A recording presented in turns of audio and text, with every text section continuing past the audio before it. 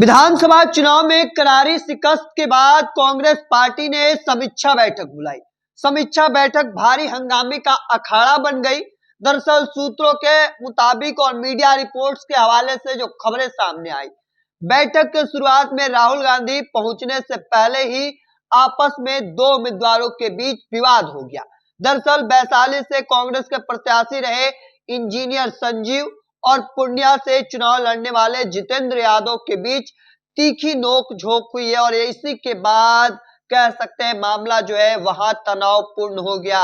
दरअसल जानकारी के अनुसार जो मीडिया रिपोर्ट्स के सामने आई है, इंजीनियर संजीव ने आरोप लगाया कि हाल ही में पार्टी में शामिल हुए नए चेहरे की वजह से पार्टी को भारी नुकसान हुआ, यानी कांग्रेस को नुकसान हुआ और अनुभवहीन लोगों पर टिकट का दांव लगाना पार्टी के लिए घातक साबित हुआ।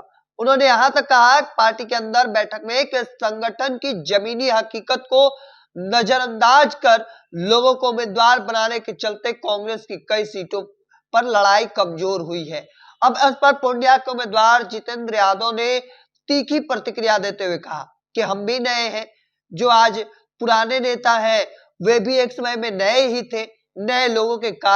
नए लोगों को हार का कारण बताना गलत है। इसी बात को लेकर दोनों ही नेताओं में आपस में बहस बढ़ी और देखते ही देखते मामला जो है वह विवाद में तब्दील हो गया। दरअसल मीडिया रिपोर्ट्स के अनुसार जो मौजूद सूत्रों जो बैठक में मौजूद थे उनके सूत्रों के हवाले से कि बहस इतनी बढ़ गई कि इंजीनियर संजीव कुमार और जितेंद्र यादव में कह सकते हैं आपस में बहस काफी तीखी हुई है। हालांकि बाद में इंजीनियर संजीव कुमार ने सफाई दी कि बातचीत को तोड़ मोड़ कर पेश किया गया, उनकी ओर से किसी भी बात का गलत अर्थ निकाला गया। उन्होंने कहा कि उनका इरादा किसी को डराने या धमकाने का नहीं था। तो देखिए बैठक जो हुई है, समीक्षा बैठक बुलाई गई थी कांग्रेस पार्टी की और उसके भीतर बवाल देखने को मिला है।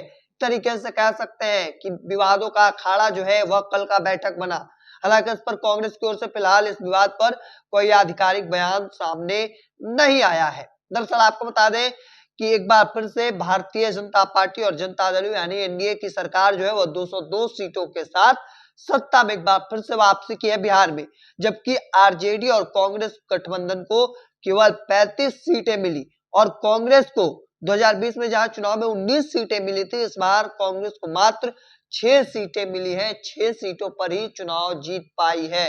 तो देखिए अब इसके बाद कांग्रेस पार्टी बैठक कल बुलाती है और बैठक के भीतर बवाल हो जाता है। देखिए चूंकि एक और यह आरोप लगाया जाता है कि पार्टी में जो शामिल हुए हैं नए चेहरे और उन पर दांव खेलना यह पार्टी के लिए घातक साबित हुआ और संगठन की जमीनी हकीकत को नजरअंदाज कर नए लोगों को उम्मीदवार बनाने के चलते कांग्रेस कई सीटों पर लड़ाई कमजोर हुई और इसी वजह से अब सामने जो उम्मीदवार पूर्णिया के थे जितेंद्र यादव ने, उन्होंने कहा कि हम भी नए हैं, जो आज पुराने नेता है वे एक समय में नए ही थे। तो तमाम जो बातें हैं दोनों ही ओर से कही गई हैं।